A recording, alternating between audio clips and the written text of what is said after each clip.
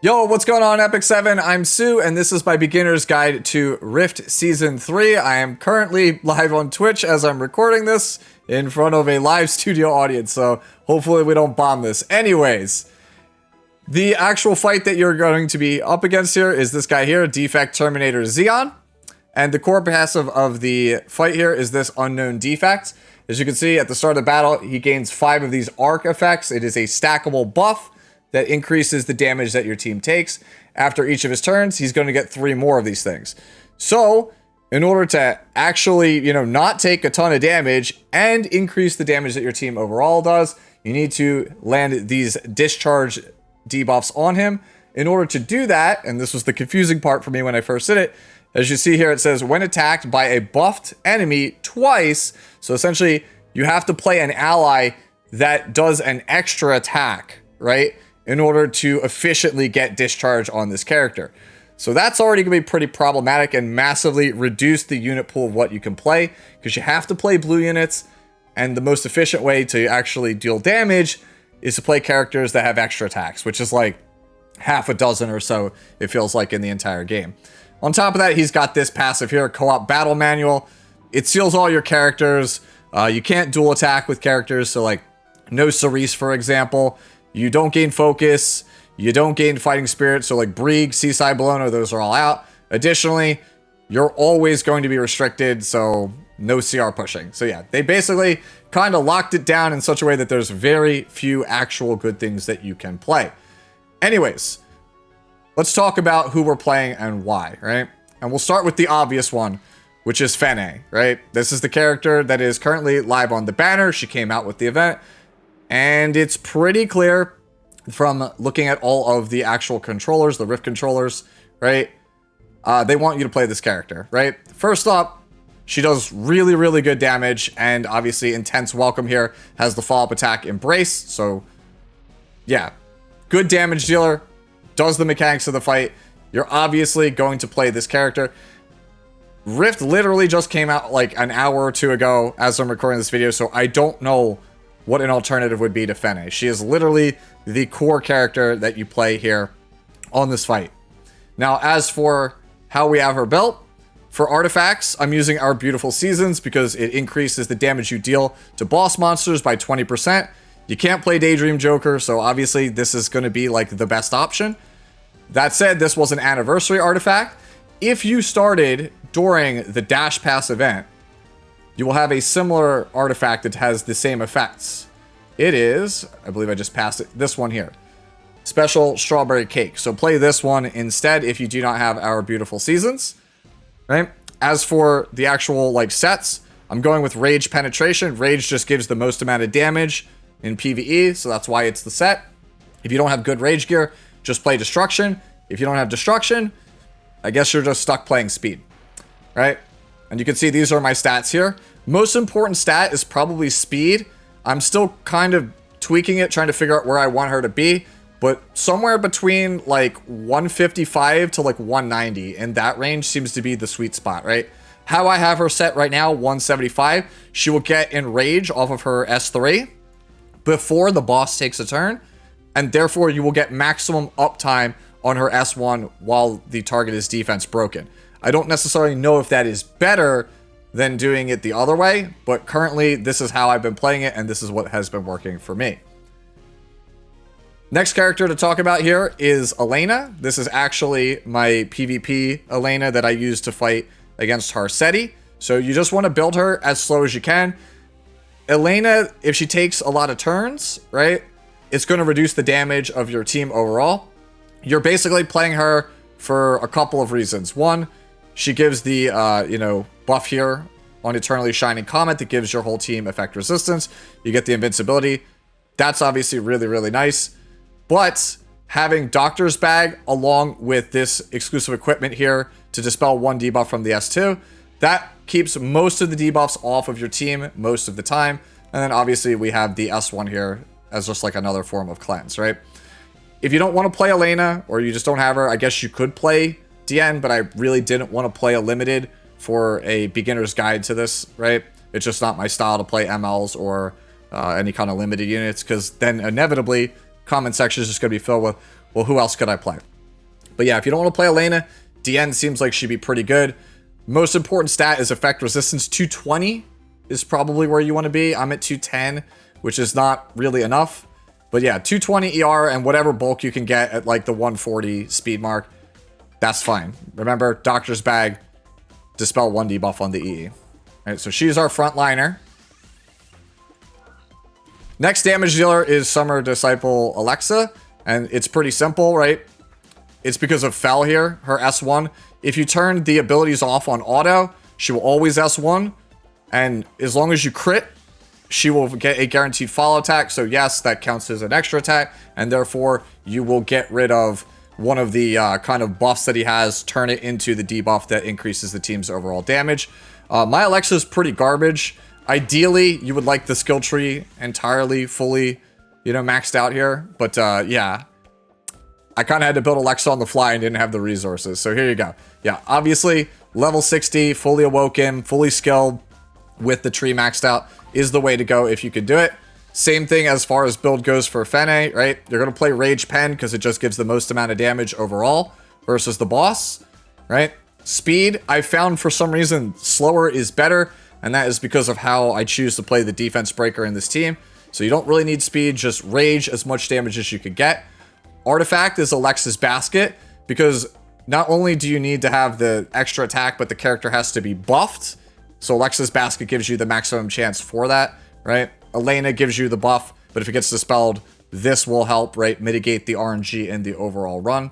And then obviously Fene herself has Enrage, so that can't be dispelled. So between Alexa, between Fene and the Enrage and the last character we're going to play, you should very consistently always be able to remove the boss from the boss. Last character to talk about here is going to be Elvira. If you don't want to play Elvira, or you just don't have her, an alternative that we have found that works not as good, but decently well here is Lulika, right? So if you're going to play Lulika instead, you just turn your abilities off on auto. But Elvira is kind of the glue that kind of holds the entire thing together. Obviously, if you've ever played this character at all in PvP, you know that she has a defense break on her S3, so she's going to be our defense breaker to increase our damage. And her S2, Blood Mana, gives us a guaranteed extra attack on her S1. So that's really good. So yes, she also gets rid of the buffs from the boss, and this, you know, defense break, really, really nice.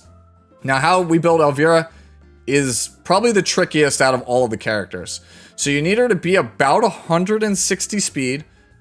I would say maybe 150 is the slowest you could go, but you don't want to go faster than 160. And you want her to have 205 effectiveness and 220 ER, which is kind of difficult, right? For some of you, it's pretty easy. Others, you might struggle.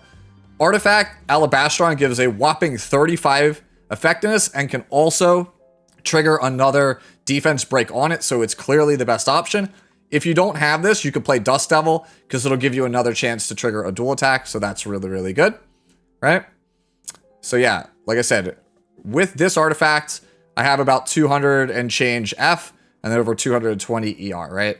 And the reason, again, you don't want to be faster than like 160 is because what will end up happening is you will turn defense break the boss will then go, and then it'll be a 1-turn defense break, and then all of your DPS have one less, you know, turn to be able to actually do big damage to the boss, right? So yeah, Elvira is, like I said, the thing that holds this whole team together. If you don't have her, or you just don't want to play her, Lulika can work. Just have to turn the skills off, set the EE to this 35% chance on a extra S1, right? Anyways, it's enough yapping.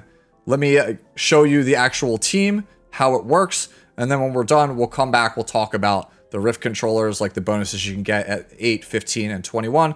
So that way we can kind of future-proof the guide a little bit, and then you can kind of choose what you want, modify the team. However, we'll talk about that at the end. Anyways, I'm going to shut up, I'm going to turn off the camera, and I'm going to let you guys watch the run. Stay with me.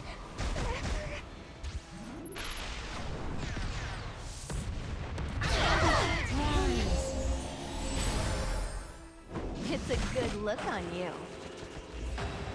Dying in agony. Shine forever in the light of the stars.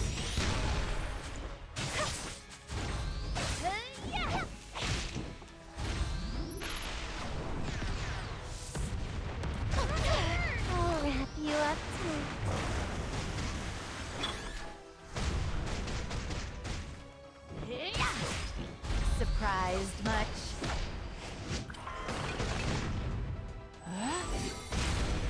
This will sting. Hold me till I can breathe no more. Light of salvation.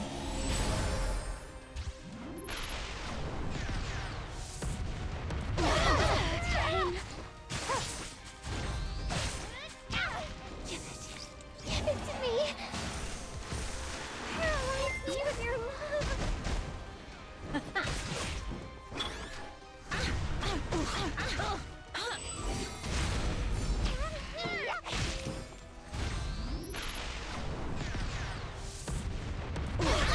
I'll wrap you up tight.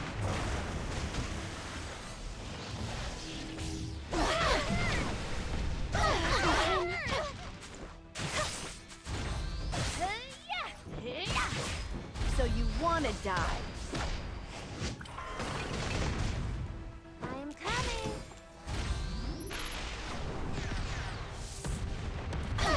And I believe in you, Papa.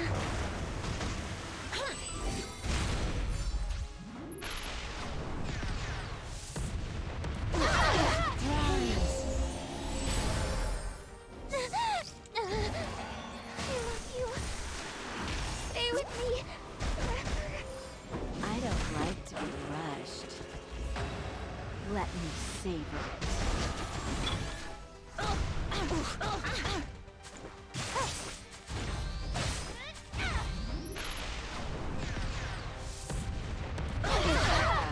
This will sting. I'll wrap you up tight.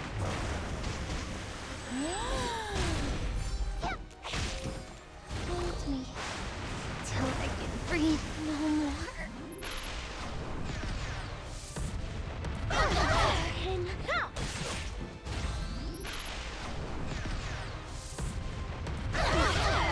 What a pity.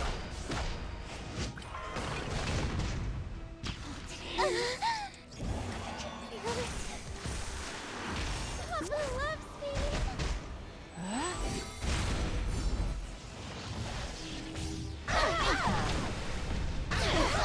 May blessings be upon you.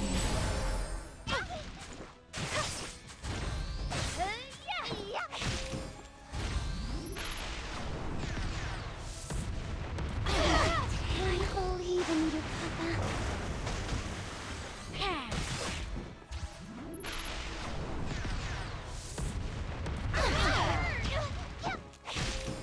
I'll wrap you up tight.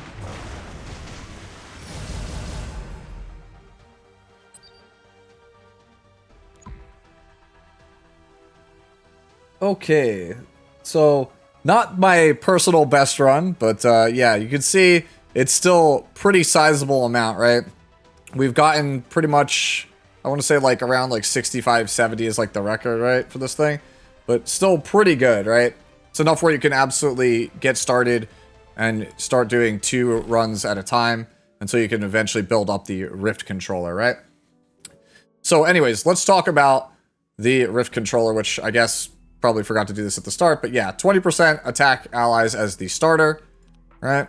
And then for the Rift controller level 8 here, I'm thinking that this one here, the foremost hero, right, increases his attack by 50%, because the others are warriors, right, and knights, which we don't play here, right? So this is obviously not going to work. And then the big one here, I think, is going to be at Rift controller 15. It is the Soul Weaver one here. This first one, consecutive form. After a Soul Weaver uses an extra attack, activates a basic attack as an extra attack, can only be activated once per turn. Essentially, you'll get to double S1 with Fene, which obviously is busted, right? She's the main damage dealer, so getting extra S1s out of her is going to be super, super good. And then at Rift controller 21, right, it's going to either be barrier form or independent form, right? I can't tell the difference between these, right? Because last time grants immunity unique effect for Wukong was ridiculous and it was undispellable, but you know, this is for the whole team, and then this is undispellable for just the Soul Weaver, right? The foremost Soul Weaver. My thought is it's probably the foremost Soul Weaver, because at this point when you have Rift controller 21, the damage bonus plus the immunity from this one plus like the penetration from this and potentially the healing from Blessing Form in the first one, I think you could just probably solo it with Fene, if I'm being honest. That's what it feels like. Anyways, that is pretty much everything that I have for you for Season 3 of Rift, at least to get started in this first couple of days to weeks.